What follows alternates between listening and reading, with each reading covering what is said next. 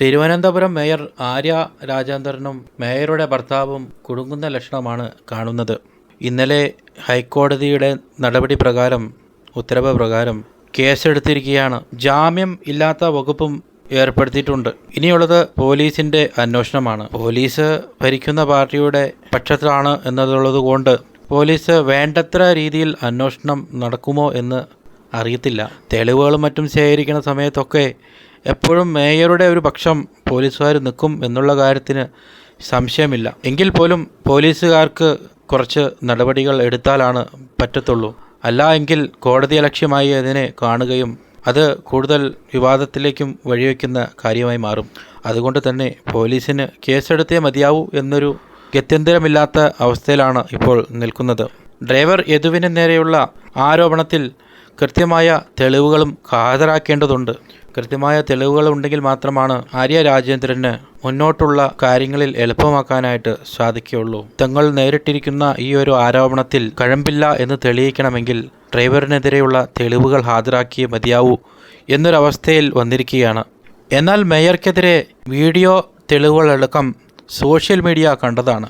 അതുകൊണ്ട് പെട്ടെന്ന് അങ്ങനെ ഒരു കേസിൽ നിന്നും തല ഊരിയെടുക്കാൻ സാധിക്കുമോ എന്നുള്ളൊരു കാര്യത്തിൽ സംശയവുമാണ്. അധികാരവും സ്വാധീനവും ഉപയോഗിച്ചുകൊണ്ട് മാക്സിമം പല കാര്യങ്ങളുമൊക്കെ നടത്തിയെടുക്കാൻ സാധിക്കുമായിരിക്കും. ഈ ഒരു കാര്യത്തിൽ എന്താണ് ജനങ്ങൾ മനസ്സിലാക്കുന്നത്? അധികാരമുള്ളവനും സ്വാധീനമുള്ളവനും എന്ത് തോന്നിയാസവും കാണിക്കാം എന്നുള്ള രീതിയിലല്ലേ കാര്യങ്ങൾ പോയിക്കൊണ്ടിരിക്കുന്നത്?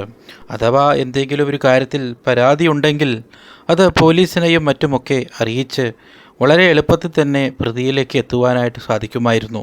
അതിന് പകരമായിട്ട് സ്വയം നീതി നടപ്പാക്കാൻ നോക്കുന്നത്, അല്ലെങ്കിൽ അത് കാണിച്ചു കൊടുക്കുന്നത് ജനാധിപത്യമായി നിൽക്കുന്ന ഒരു സഖാവിനും ഗുണം ചെയ്യില്ല എന്നതാണ് മനസ്സിലാകുന്നത്. വളരെ ചെറുപ്പത്തിൽ തന്നെ മേയറായ ആര്യ രാജേന്ദ്രന് മുന്നോട്ടുള്ള യാത്രയിൽ വലിയ വലിയ പൊസിഷനുകളിൽ എത്താൻ സാധിക്കും.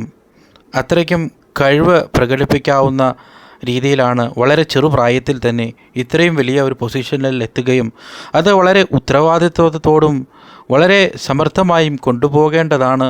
അതിന് പകരമായി ഇതുപോലുള്ള വിവാദങ്ങളിൽ പെട്ടുപോയാൽ തുടർന്നുള്ള രാഷ്ട്രീയ ഭാവിയെ വളരെ ശക്തമായി തന്നെ ബാധിക്കുമെന്ന കാര്യത്തിൽ യാതൊരു തർക്കവുമില്ല.